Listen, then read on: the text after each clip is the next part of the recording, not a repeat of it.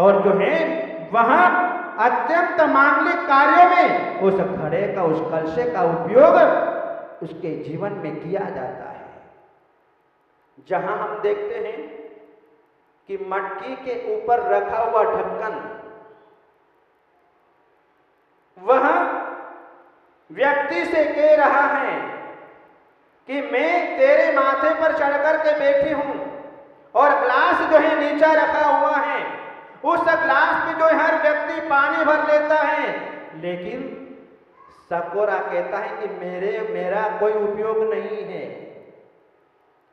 वह कहता है व्यक्ति से कि सब जो है ग्लास का ही प्रयोग करते हैं, तू जो है मेरा उपयोग क्यों नहीं करते?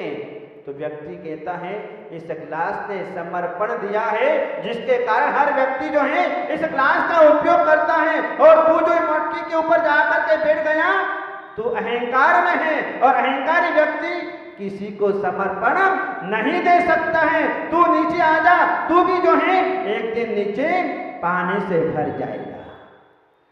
जहां समर्पण होता है वहां पर सब कुछ इंसान अपने जीवन में प्राप्त कर लेता है।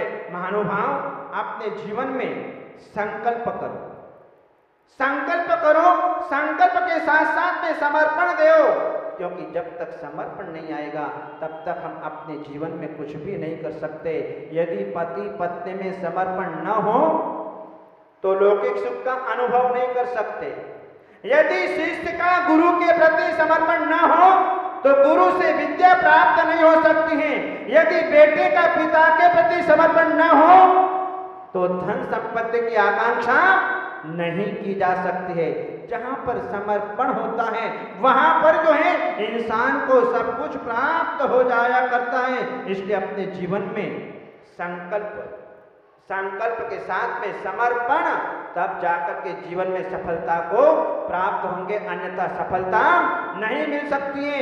आज हमने भक्तामर महामंडल विधान की आराधना यहाँ पर करने का मानस बनाया, हमने संकल्प कर लिया, और संकल्प करने के साथ साथ आज हमने समर्पण दिया, तो आज जो है हमारा यह भक्तामर महामंडल विधान आज बहुत अच्छी धर्म प्रभावना के साथ में आज 48 दिवसीय आराधना हमारे धुबड़ी के अंदर हो रही है।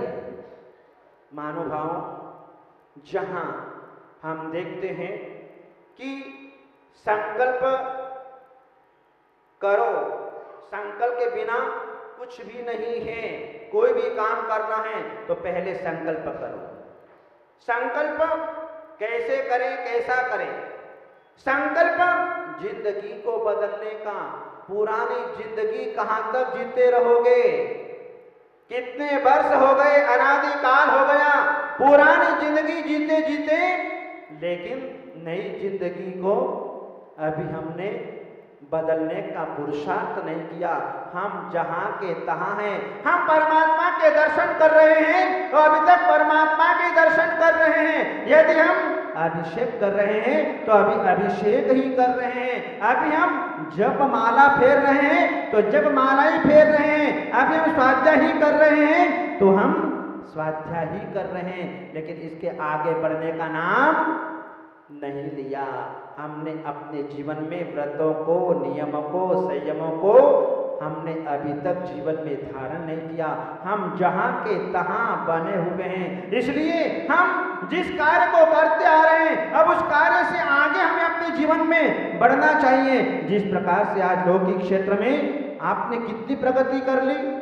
पहले कच्चे मकानों में रहते थे और आज ग्रेनाइट के मकान में, मार्बलाइज्ड मकान में हैं, बड़े बड़े फर्स्ट क्लास कोठी बंगले आज जो है आप लोगों के बन गए। हर क्षेत्र में परिवर्तन कर लिया। पहले एक दुकान थी, आज दो दो चार चार दुकानें कर ली। पहले घर के अंदर एक विकल था, आज चार चार विकल हो गए। लेकिन धर्म क्षेत्र में जहां के तहां है। इसलिए धर्म क्षेत्र में परिवर्तन करो, धर्म क्षेत्र में संकल्प करो कि हम भी अपने जीवन में आगे बढ़ें, अपनी जिंदगी को बदलने का, अपनी बुराइयों को जड़ से मिटाने का, और जो है सकारात्मक सोच का संकल्प जो है हमें अपने जीवन में करना चाहिए। महानुभाव, साधु समर्पण और संकल्प में जीता है। पंचम काल में साधु संतों ने भी जन्म लिया। साधु संत कोई आकाश से नहीं टपके, आप लोगों के बीच में से आए हैं। साधु संतों ने पंचम काल में जन्म लिया, आपके बीच में से जन्म लिया। और जो है तुम्हारे में और हमारे में क्या अंतर है? क्या अंतर है? हैं? क्या अंतर है? पंचम काल में तुमने जन्म लिया, पंचम काल में हमने जन्म लिया। मनुष्य तुम भी हो, मनुष्य हम भी हैं। क्या अंतर है? तुम्हारा द्रव्य क्षेत्र काल, हमारा द्रव्य क्षेत्र काल एक जैसा है, लेकिन एक बात का अंतर है, भाव का अंतर है। हमारे भाव हमको सन्यासी बनाए रखते हैं और तुम्हारे भाव तुम्हें संसारी बनाए रखते हैं। बस यहीं पर अंतर होता है। कोई बात नहीं, भाव की अपेक्षा से अंतर आता है, लेकिन बीच बीच में आपके भी भाव परिवर्तित हो जाते हैं। कब हो जाते हैं? जब घर में झगड़ा हो जाता है, हैं? घर में जब झगड़ा हो जाता है, व्यापार में घाटा आ जाता है, जब कोई संसार से चल बसता है, उस समय जो है भावों में परिवर्तन आ जाता है। बेचारा चला गया, बेचारा चला गया, वो बेचारा है और अपन क्या है? हैं? अपन क्या है? बेचारा चला गया, हम बेचारे नहीं हैं। हमने उसके ऊपर दया कर ली, लेकिन अपने ऊपर दया नहीं। जहां भावों में परिवर्तन आ गया, आपको प्रतिकूलता मिली तो आपके भाव बदल गए। आपने कह दिया मैं तो जाऊंगा महाराज माता जी के साथ में, और जब परिवार अनुकूल हो गया तो परिवार की याद आ गई और जो है वापस घर के अंदर तल्लीन हो गए। इसलिए जो है अपने जीवन में यदि ऐसे भाव बनते हैं, लेकिन उन भावों को स्थायी रूप देने का प्रयत्न अपने जीवन में करो। संकल्प करो कि मैं भी अपने जीवन के अंदर कभी मुनि महाराज बनूंगा, मैं भी अपने जीवन में कभी अच्छे ऊंचाइयों को प्राप्त करूंगा, मैं भी आदिनाथ भगवान की तरह अपने जीवन में बनूंगा। कम से कम हम भाव तो बनाएं, लेकिन हम अपने भावों को स्थिर रूप प्रदान नहीं कर सकते हैं, जिसके कारण हमारे संकल्प पूर्णता को प्राप्त नहीं होते हैं, हमारे विकल्प वैसे के वैसे ही रह जाते हैं, जिसके कारण हमारे जीवन में सफलता प्राप्त नहीं होती है। इसलिए अपने जीवन में सफल बनना है तो अपने जीवन में स्वप्न, संकल्प, समर्पण, इन तीन को अपने जीवन के अंदर जन्म देना होगा, तब हम अपने जीवन में सफलता को प्राप्त हो पाएंगे।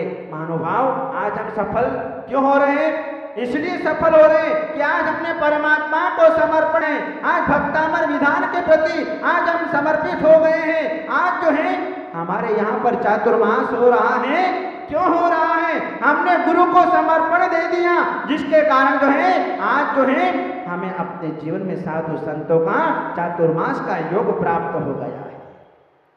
इसलिए अपने जीवन में विकल्पों को नष्ट करने के लिए हमें संकल्प की आवश्यकता है, और संकल्प को पूर्ण करने के लिए समर्पण की आवश्यकता है। तो अपने आप अपने जीवन में सफलता को प्राप्त हो जाएंगे।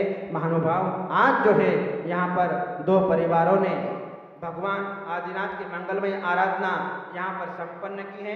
हमारे सुरेंद्र कुमार जी, गैर कौशल्या देवी गैर कट्टा वाले, और जो है श्रीमती अनिता जैन लखनऊ वालों ने जो है आज यहाँ पर आदिनाथ भगवान के भक्तामर की आराधना आज यहाँ पर सानंद संपन्न की है। आप सबके लिए मंगलमय आशीर्वाद। महानुभाव, कल का दिन बहुत महत्वपूर्ण दिन है। हमारे मूल नायक भगवान पार्श्वनाथ है। भगवान पार्श्वनाथ के प्रति हमारी अनन्य श्रद्धा है, सारे समाज की श्रद्धा है। लेकिन कल महत्वपूर्ण दिन है। क्या दिन है? हैं? क्या दिन है कल का? बोलो तो सही, सब गूंगे बैठे हो क्या? मोक्ष सप्तमी, भगवान पार्श्वनाथ का निर्वाण महोत्सव कैसे मनाएंगे? कैसे मनाओगे? हैं?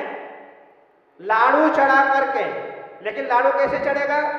दो चार व्यक्ति आ गए, दो चार पंच महानुभाव आ गए, और चढ़ा दिए और अपने घर में गए। ऐसा नहीं होना चाहिए। हमारे धुबड़ी का एक एक व्यक्ति, छोटे से छोटा और बड़े से बड़ा, धुबड़ी के अंदर जितने भी सदस्य हैं, कल सबके घरों में ताले लगने चाहिए।